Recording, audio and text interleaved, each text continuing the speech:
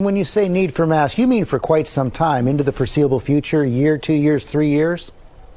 I'm not so sure it's measured in years, George, but I think until we get the level of virus to such a low level in the community, you could start pulling back a bit on what are stringent public health measures. You don't want to do it all at once, but I think we're going to be wearing masks for several months into the future. I realize I'm speaking to a vast majority, at least I hope I am, of the folks out here at NIH.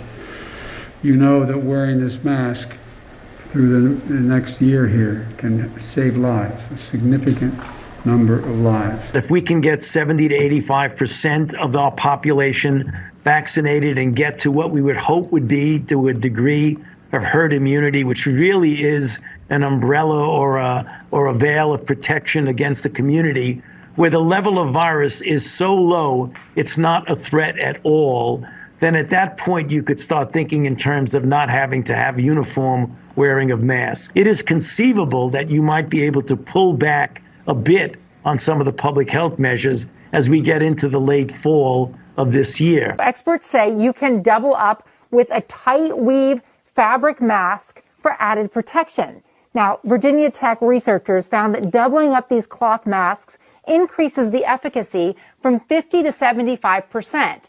A 3-layer mask could block up to 90% of the particles. So if you have a physical covering with one layer, you put another layer on, it just makes common sense that it likely would be more effective. And that's the reason why you see people either double masking or doing a version of an N95.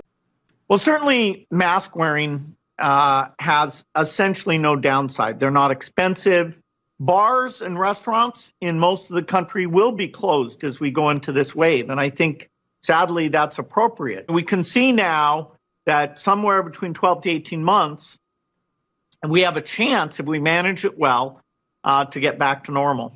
I don't believe we're going to be able to throw the masks away and forget about physical separation and congregate settings for a while, probably likely until we get into the late fall and early next winter.